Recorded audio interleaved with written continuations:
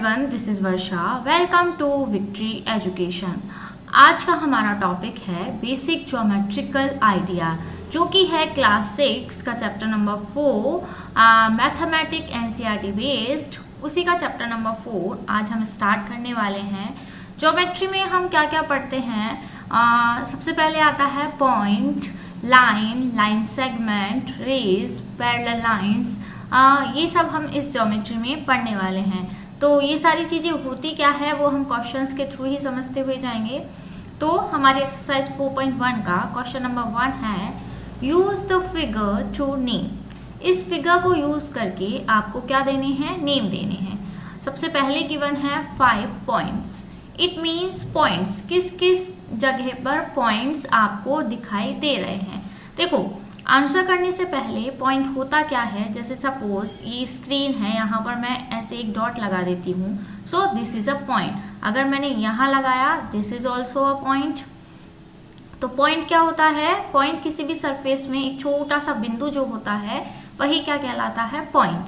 तो इस फिगर में अगर हम पॉइंट की बात करें तो एक पॉइंट तो मुझे दिख रहा है ये D, second one is E, third one is O, and fourth one is B, and fifth one is C. तो कितने पॉइंट है? Point D, E, O, B and C, ये पांचों क्या है? पॉइंट है। क्लियर है? अब नेक्स्ट हमें बताना है आ लाइन। देखो, एक लाइन क्या होती है? अगर मैं ऐसे एक सपोज लाइन खींच देती हूँ, ये पॉइंट है A and this point is B, this point is B. तो ये तो क्या होता है, एक अगर मैंने सपोज ऐसे एक छोटा सा लाइन बनाया तो इसके 2 पॉइंट है, अगर ये 2 पॉइंट यहाँ पर गिवन है then it is a line segment. लेकिन अगर मैं बोलती हूँ कि लाइन पे मैं ऐसे एरो लगा देती हूँ कि इनका जो एंड है वो कैसा है? एंडलेस। इट मीन्स ये कहाँ पर जाकर एंड होगी वो हमें नहीं पता है। तो ये क्या होती है? लाइन। और अगर लाइन का ही मैं कुछ पोर्शन बाहर निकाल लूँ, जैसे मैं ये पॉइंट ए से और पॉइंट बी तक लाइन को बाहर निकाल लेती हूँ, देन ये क्या हो जाएगा? एक लाइन सेगमेंट। लेकिन ये क्या है? पूरी एक लाइन। अगर यहाँ पर क्या गिवन है? एरो। लाइन में एरो गिवन होते हैं एंड कोई लाइन सेगमेंट अगर आप लेते हो तो वहाँ पर एरो नहीं गिवन होते हैं। जैसे अगर मैं रिप्रेजेंट करती हूँ ए बी और इस तरह से, then it is a line segment. और अगर मैं इसी को इस तरह से रिप्रेजेंट करती हूँ then A B is a line. Clear है? डिफरेंस समझ में आया? अगर ये बार इस तरह से लगा हुआ है then it is a line segment, and अगर इस तरह से लगा हुआ है then it is a line. तो यहाँ पर हमें एक लाइन बतानी है। अब देखो, ये जो लाइन है पूरी, इसमें क्या लगे हुए हैं? एरो। तो ये पूरी डी से लेकर बी तक मैं क्या बोल सकती हूँ? ये क्या है? लाइन है। डी से ई तक भी आप बोल सकते हो, या फिर आप डी से और ओ तक भी बोल सकते हो, क्योंकि ये तो जस्ट एक क्या गिवन है? पॉइंट। लेकिन अगर मैं ओ को भी लेके चलूँ तो ओ भी आगे तक, बहुत आगे तक जा रहा है।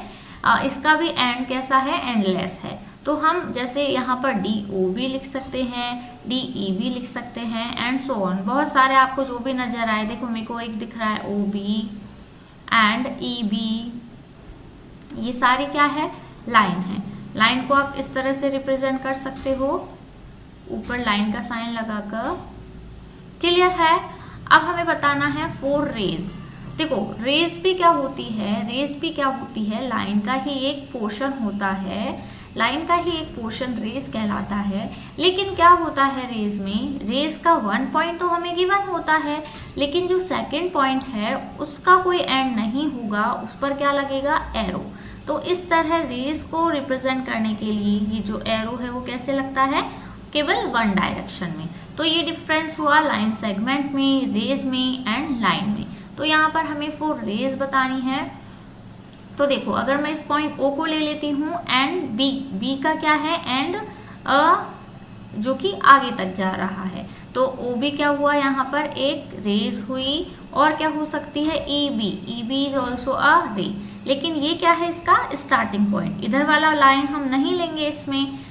जब हमने लाइन की बात की थी, जैसे मैंने मान लो यहाँ पर डी ई, तो ये ई क्या है? आगे जा रहा था। लेकिन इस रे में ये ओ जो है ये इधर की साइड आगे नहीं बढ़ेगा, केवल बी की ही तरफ ये आगे बढ़ेगा। और क्या हो सकती है रे? ई बी भी एक रे है, एंड ई डी को भी हम एक रे कह सकते हैं, ई डी। क्लियर है? और भी आप लिख सकते हो। अब हम आगे देखते हैं 5 लाइन सेगमेंट। लाइन सेगमेंट मैंने आपको बताया था 2 पॉइंट हमें देखेंगे।